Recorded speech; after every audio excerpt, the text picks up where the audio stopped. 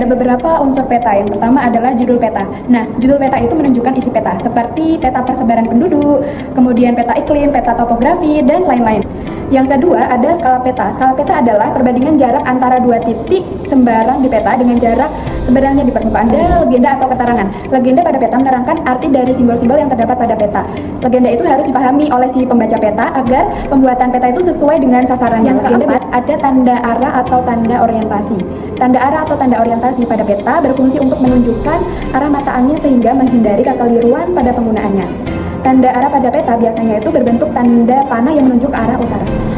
Yang kelima ada simbol. Simbol itu berfungsi untuk mewakili bentuk-bentuk kenampakan alam atau buatan manusia di permukaan bumi.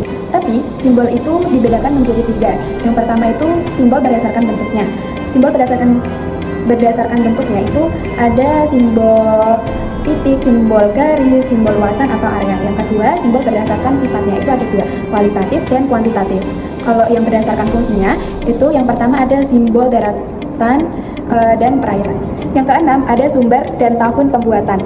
Jadi sumber itu berfungsi untuk memberi kepastian kepada pembaca peta bahwa sumber atau informasi yang di dalam peta itu benar-benar akurat. Nah, selain sumber itu ada tahun pembuatan peta yang harus diperhatikan bahwa peta tersebut masih cocok untuk digunakan atau sudah kadaluarsa.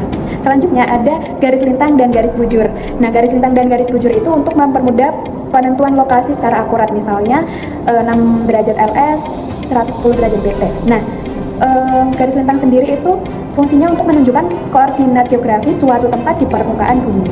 Yang ke-8 ada inset atau peta sisipan. Fungsinya sendiri adalah untuk menunjukkan letak wilayah yang dipetakan dalam bentuk skala yang lebih kecil atau lebih besar.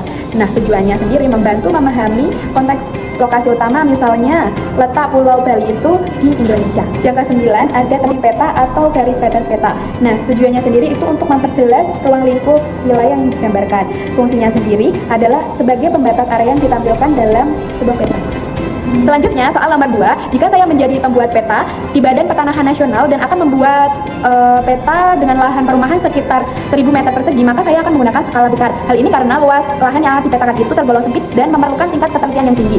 Peta lahan perumahan harus mampu menampilkan detail-detail seperti batas tanah, letak bangunan, jalan kecil, dan saluran air. Nah, semakin besar skala peta, semakin rinci dan akurat informasi yang akan ditampilkan, karena di jarak peta itu mewakili jarak yang lebih kecil di lapangan. Soal yang ketiga, untuk menentukan lokasi pendirian sekolah diperlukan beberapa jenis peta. Yang pertama yaitu peta topografi. Peta topografi itu untuk melihat kondisi permukaan tanah agar tidak dibangun di daerah yang curam atau rawan bencana. Kemudian yang kedua ada peta penggunaan lahan. Itu untuk fungsinya itu untuk memastikan lahan itu sesuai dengan peruntukannya. Kemudian yang ketiga itu ada peta jaringan transportasi. Fungsinya itu agar lokasi tersebut itu dapat mudah diakses. Yang selanjutnya ada peta kepadatan penduduk. Fungsinya sendiri untuk penyesuaian jumlah siswa dengan kebutuhan wilayahnya sendiri. Yang terakhir, peta bahaya bencana, yaitu fungsinya itu agar sekolah itu dibangun di tempat yang aman. Dengan memadukan informasi dari peta-peta tersebut, lokasi sekolah dapat ditentukan secara strategis, aman, dan sesuai dengan kebutuhan masyarakat. Yang terakhir, jika saya akan membuat peta di wilayah kutub, maka proyeksi peta yang saya akan gunakan adalah proyeksi azimutal atau proyeksi kutub atau zenital. Alasannya, untuk proyeksi azimutal itu sangat cocok digunakan untuk memetakan wilayah di sekitar kutub karena bidang proyeksinya itu berupa bidang datar yang menyinggung permukaan bumi tepat di salah satu kutub. Contohnya itu kutub utara atau kutub selatan. Dengan proyeksi ini, daerah di sekitar titik sentuh atau kutub akan tergambar dengan bentuk dan jarak yang lebih akurat. Sedangkan distorsi atau penyimpangan bentuk dan ukuran akan semakin besar ketika wilayah atau menjauh dari pusat proyeksi.